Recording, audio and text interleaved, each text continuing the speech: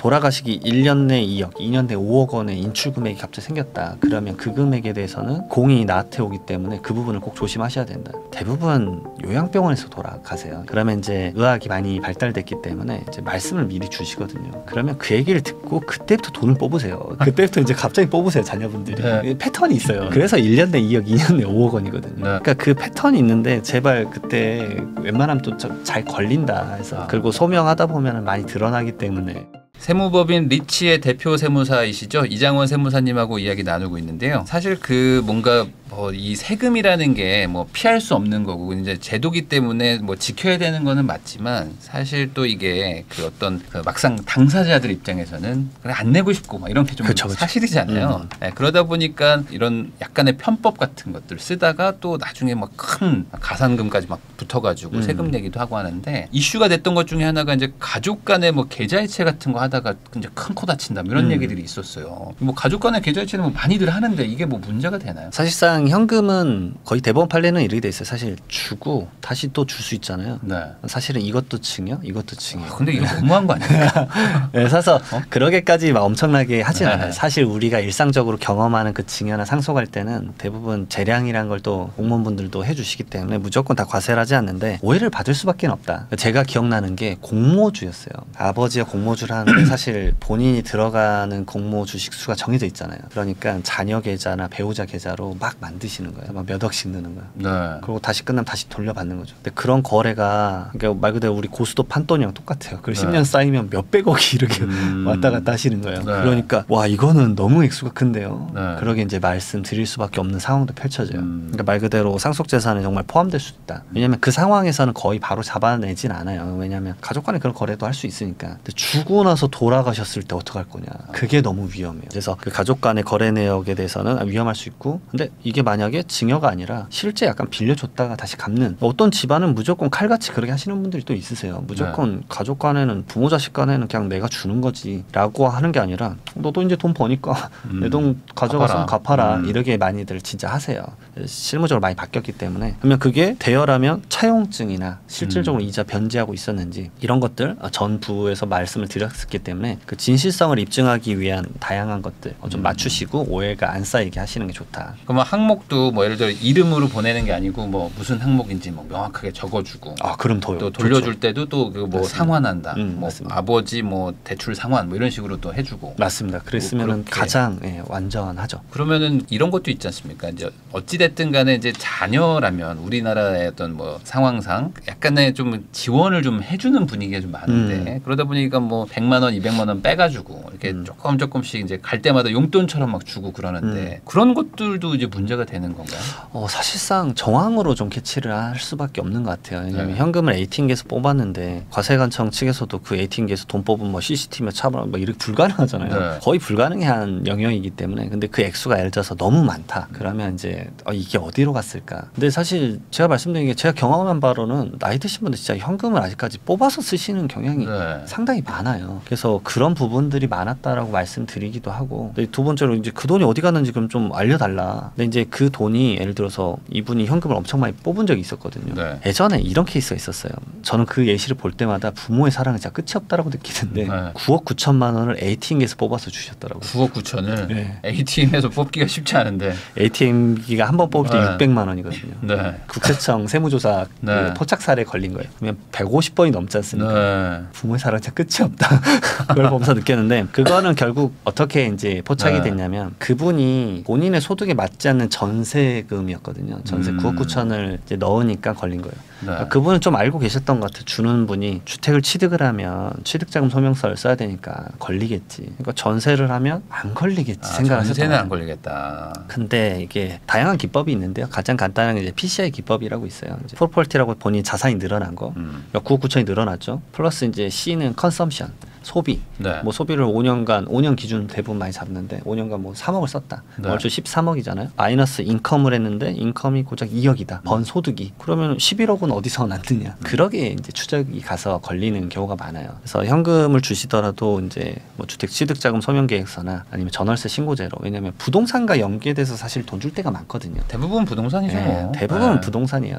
대한민국 사회에서는 그거 말고 거의 없거든요. 주식 가끔 또 증가하면 주식 같은 거 포착할 수 있고. 결국은 그런 한계성이 있기 때문에 포착률이 너무 높아진다. 뭐 상속이 펼쳐지면은 또 그때도 확인할 수 있다라는 점도 있는데 결국 경제적 자력이 없는 사람이 받았다라고 하는데 그 사람이 자산 가치가 많이 증가했다라면 오해를 살 수밖에 없어요. 이런 경우도 있었어요. 아버지가 돌아가셨는데 아버지가 용인에 계셨어요. 그리고 자녀분이 서울에 있었는데 자녀분 있는 데서 ATM기에서 계속 돈이 빠져나가요. 100만 원씩 네. 거의 10년간 하셨거든요. 꽤 큰 금액이었어요. 네. 근데 그 돈이 이게 말 그대로 아버님 용인 사는데 송파에서 뭐 아니면 뭐 서초에서 여기서 돈이 계속 빠져나가는 거예요. ATM기에서. 네. 네. 그리고 그 돈이 일주일이나 그 당일에 이분의 며느리의 통장으로 계속 들어가요. 이런 것도 잡아내세요. 그러니까 생각보다 여러분들 단순하게 생각을 안 하셨으면 좋겠다. 왜냐하면 그 며느리님은 경제적 능력이 없는 상황이셨거든요. 네. 그러면은 왜 갑자기 돈이 이렇게 늘어날까? 이게 며느리 사랑으로 해결은 안 되는 건가요? 결국은 다 증여가 돼버리니까. 결국 이제 그런 것들을 이제 걸리기가 쉽지 않아가지고. 네. 근데 그게 사실상 그 아버님이 진짜 실질적으로 돈을 좀 빼서 주라. 왜냐면 아버지한테 가서 용인을 자주 갔었거든요. 가서 주면 아버님 그걸로 막 호탕하게 좀 쓰시고 그러셔가지고 이제 소명이 됐었던 케이스인데 아무튼 오해를 살 수밖에 없는 걸 최대한 좀 줄이자라고 말씀을 드려요. 그러니까 결국에 부모님의 통장에서 뭔가 현금이 나가면 증빙이 없다면 자식한테 간 것이다라고 추정하는 게 많은 거죠. 네. 어찌됐든 간에. 근데 이제 그거를 명확하게 우리의 이제 공으로 넘어오는 거는 1년 내 2억 원, 2년 내 5억 원이 추정 상속 재산이 이제 메인이다. 그때 좀 조심하셔야 된다. 그리고 사실 현금을 그러면 빼놓고 난 현금 쓰겠다 하시면은 뭐 속된 말로 진짜 안 걸리실 수도 있는데 제가 이제 많이 말씀드리는 게 100만 원 이상의 현금을 마지막으로 써본 게 언제냐. 제가 곰곰이 생각해봤는데 저 100만 원 이상 현금 써본 적이 거의 없는 것 같아요. 사실 요즘에 카드가 있기 때문에. 네. 그나마 좀 예를 들어서 결혼한다 그래서 축이나 이런 걸로 현금 가끔 좀 많이 뽑아서 줄 수는 있겠지만 그것도 100만 원 이상 줄 경우는 거의 없거든요. 그러니까 막상 다양한 돈을 이렇게 집에다 쌓아놔도 쓸 수가 없더라고요. 그런 걸 한번 좀 생각해봤으면 좋겠다. 말씀드려요. 이래나 저래나 어딘가 또 계좌로 뭐 넣든지 해야 되고 그렇죠. 그러면 또 바로 또 이제 걸리게 되고. 네, 그러게 되는 거죠. 네, 그러니까 현금성 증여가 쉽지 않다. 네, 쉽지 않습니다.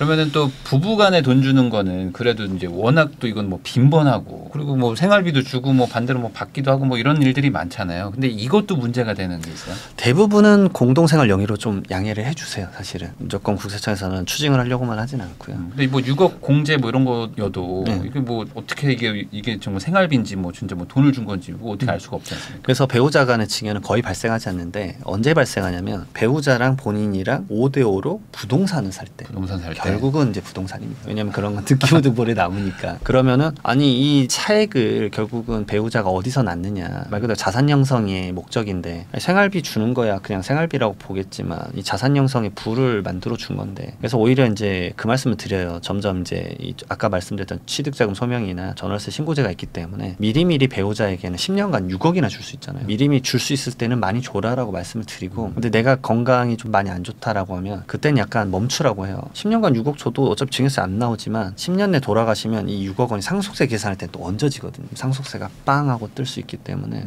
그럴 땐 차라리 증여보다는 그냥 배우자가 기존에 줬던 걸로 경제적 활동을 통해서 본인의 부를 이제 만들 수 있게끔 하는 게 나을 수 있다. 그러면은 부부간 이제 뭐 예를 들어 6억을 줬어요. 근데 이걸로 집을 샀습니다. 그럼 어쨌든 이제 증여는 한도를 다 쓴 거잖아요. 네네. 그 다음에 예를 들어 뭐 이렇게 뭐 200이든 뭐 300이든 뭐 이렇게 생활비를 줬다. 그러면은 이거는 다 써버려야지만 증여로 인정을 안 받는 건가요? 사실 공동생활령이라고 볼 수 있기 때문에 무조건 생활비로 다 지출이 되지 않을 때도 있죠. 근데 그 돈이 다시 이렇게 배우자한테 갈 수도 있고 그것에 대한 걸 다 밝히는 건 거의 쉽지 않고 대부분은 그 이상의 금액을 오히려 더 쓰시더라고요. 그러겠죠. 네, 그래서 이슈가 되는 경우 생각보다 그러니까 없다. 부부간에는 뭐 집 사는 거 말고는 뭐 크게 막 그런 거는 없다. 그래서 처음에 주택을 취득할 때 그때 미리 지분을 몇 프로를 들어갈 건지 고민을 해라라고 많이 말씀을 드려요. 왜냐하면 예를 들어서 뭐 남편이 먼저 다 취득한 다음에 갑자기 생각나서 그때 20% 30% 줘버리면 또 사실 증여 취득세를 내야 돼요. 취득세를 내니까 그게 아까워서 사실은 입주권이나 분양권 완공되기 직전에 그래서 지분 증여를 많이 하세요.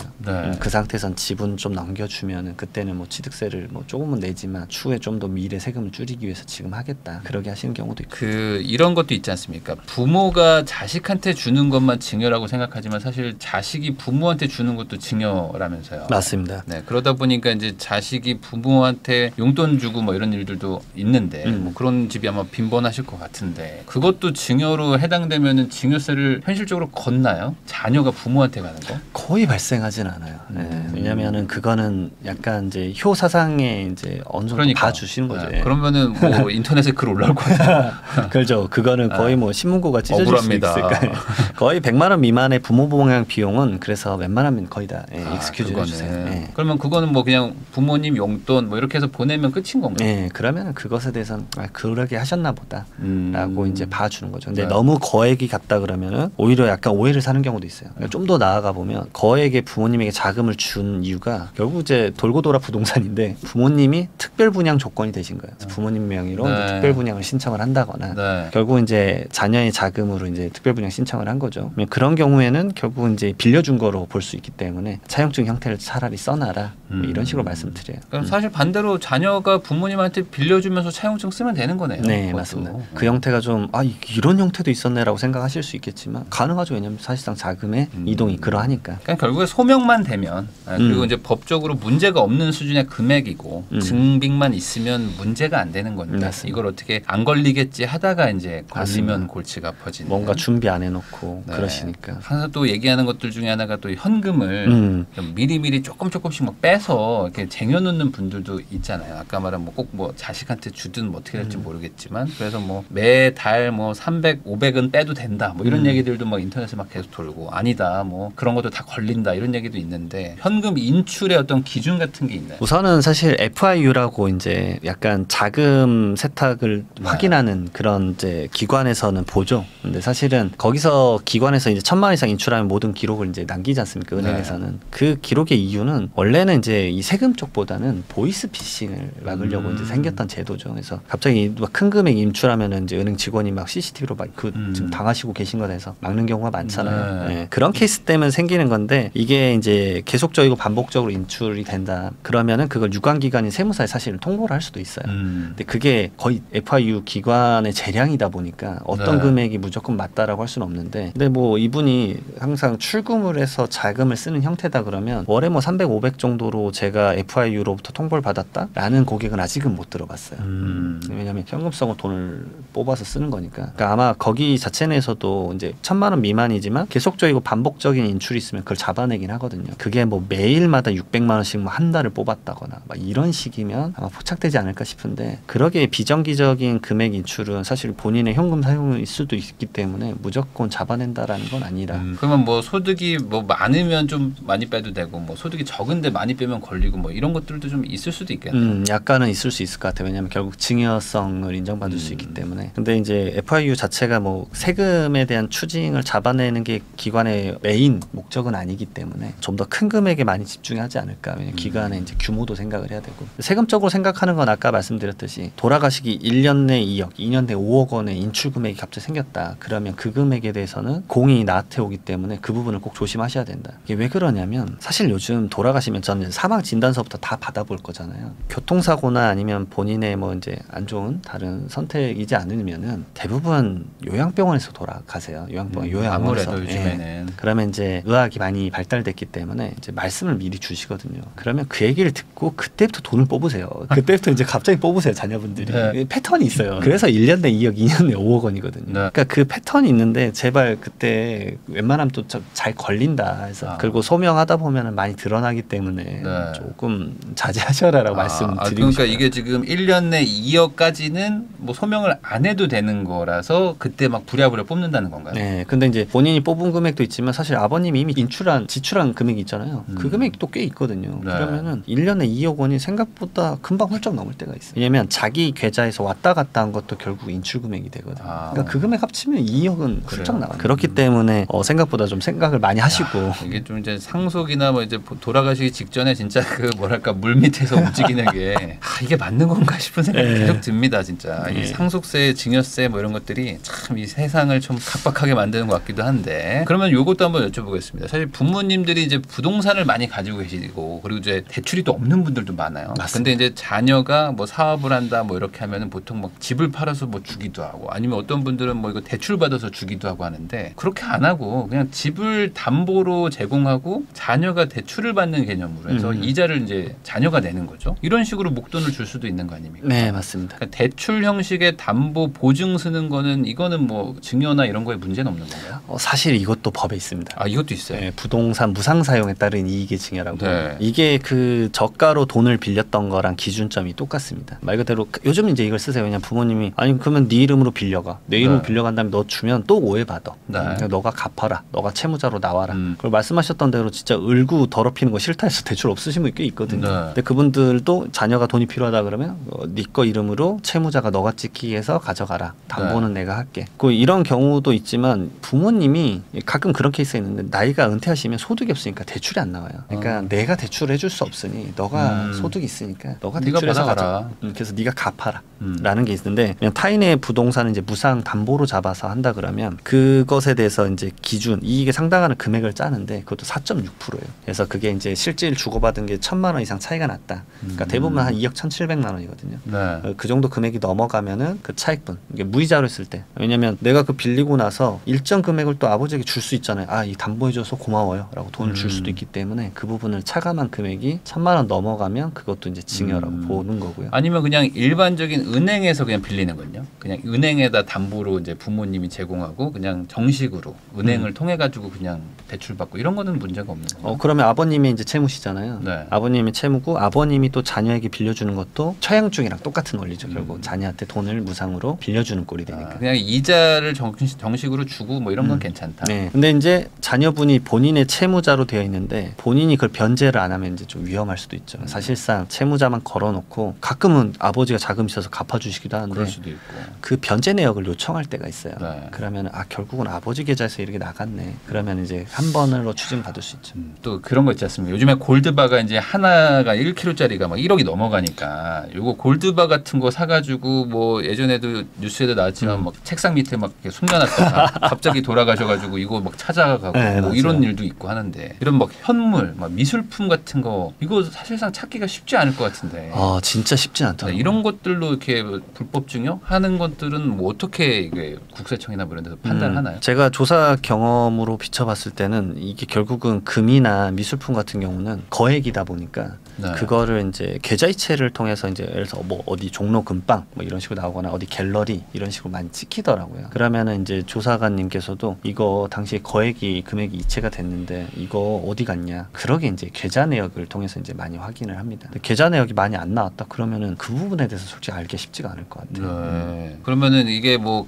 갔다 그러면은 반대로 자녀도 뭐 금이든 미술품이든 팔아서 뭔가 현금화해서 그때 쓰니까 어차피 걸릴 수는 있겠네요. 그렇죠. 추후에 이제 사실은 고액자산가에 대한 그런 것도 있어요. 자산이 갑자기 상속세 조사 이후에도 급증을 하면 그 사람의 자산을 또 조사하는 게 있습니다. 상속 다 끝났는데 네. 갑자기 이 사람이 집을 사. 그러면 그때 또 다시 또 그렇죠. 상속을 받은 게 10억인데 50억짜리 집을 산다면 네. 이 사람이 조사 때 뭔가를 숨겼나 보다. 고액자산가라 그래서 지금 기준은 이제 30억 원입니다. 30억 원 넘어가는 상속을 받았을 때 그 사람 조사 끝나고 나서 갑자기 그 가액보다 너무 말도 안 되는 뭔가 자산 증가가 일어났다 그러면 그것에 대해서도 추가 조사가 있을 수 있어요. 네. 그러니까 이래저래 다들 알고 있군요. 알고 있고 이렇게 빠져나갈 구멍들을 잘 찾아가지고 미리미리 또 이게 체크도 하고 있는 거다. 이렇게 봐야 되겠네요. 국세청이 다방면으로 다 알아보고 있습니다. 그리고 이걸 이제 전액으로 현금 거래한다면 모를까 이제 일반적인 거래가 아니기 때문에 포착도 쉽지 않겠지만 거래 자체도 과연 쉬울 것인가? 그러니까 그림을 과연 갤러리에 보증서 없이 사는 게 이게 맞을까? 이게 위품은 아닐까? 아니 왜 제가 이거 여쭤보냐면 당근마켓에 가끔씩 골드바가 올라올 때가 있어요. 네. 그래서 그거 그냥 현금으로 사시고 뭐 이러는 분들이 있더라고요. 그러면 이거를 어떻게 찾아낼까 이게 궁금했어요. 네, 저는 그래서 생각한 게 그게 과연 믿을 수 있는 골드바일까? 그게 너무 걱정되더라고요. 그것도 그렇죠. 네. 이거를 뭐 금 전문가분에게 물어봤더니 그게 웬만한 걸로 해서는 몇 개 필터는 되지만 사실상 진짜 필터가 안 되는 경우가 너무 많다. 그래서 우리나라에서 유명한 사단법인 협회 3군데가 있는데 거기 그 보증서가 있지 않은 이상에는 사실상 위조일 수도 있다. 그냥 이게 세금을 그냥 내는 게 편하다. 절세 정도만 해야지 탈세하려고 그러면 힘들다. 그렇게 생각하시는 게 좋겠습니다.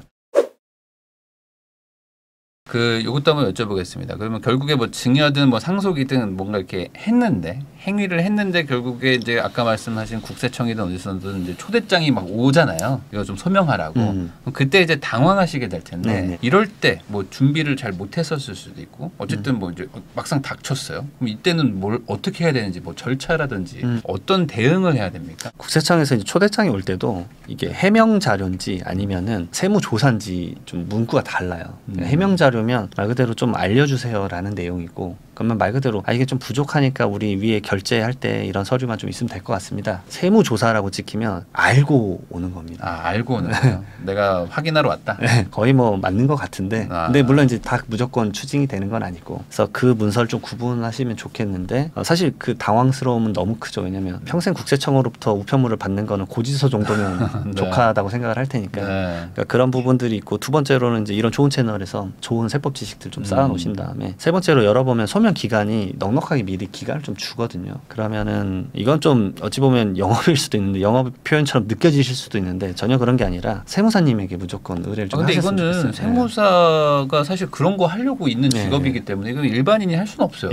왜냐하면은 잘못 이렇게 대응을 했다가 하나 이슈는 더 풀 수 있는데, 그럴 줄 알았습니다. A-1으로 가져오라고 했는데 그게 더 추징색이 커지는 방향으로 가는 거를 일반 분들은 이제 이게 다 파생을 모르시거든요. 그러니까 A 누르면 B, C가 튀어나올 수도 있고 막 그런 건데, 그것 대한 전반적인 걸 모르시니까 당황스러우실 수 있고, 그다음에 상속세랑 증여세는 결정 세목이에요. 신고서 넣었다고 끝나는 게 아니다. 결정 내릴 때 이상하다 그러면, 그리고 상속세는 100% 조사가 오는데, 조사가 짧으면 10주고 길면 3달 이상하거든요. 그러니까 1, 2주로 끝나는 그런 차원의 세금이 아니다. 그러니까 좀 집중을 많이 해가지고 대비를 미리 하셔야 된다. 그래서 신고서 넣기 전에, 그래서 그 신고서에 정수를 넣어야 돼요. 그래서 계좌 내역도 제가 10년치 거 살펴보는데 기본 3개월 걸리거든요. 그러니까 그런 갖고의 시간이 걸린다라는 걸 미리미리 알고, 상속세도 대비할 때 미리미리 어떻게 해야 되는구나, 이런 정보도 있었구나, 이런 거구나 알고 있으셔야지 추후에 더 좋은 절세를 할 수 있는 접근할 수 있습니다. 그러면 제가 또 하나 좀 여쭤보겠습니다. 지금 이거 책도 쓰셨는데 부의 이전, 그러니까 자산을 지키는 가장 완벽한 절세 비법이라고 하셨는데, 결국에 부의 이전이라는 개념이 지금 가장 이슈고, 그게 결국 걱정이 되시니까 뭐 현금도 빼고 뭐 어떻게 뭐 카드도 주고 막 이렇게 하시는 거잖아요. 결국에 뭐 일종의 뭐 자식 사랑의 어떤 뭐 이런 거라고 보면은, 말씀하신 것처럼 세금이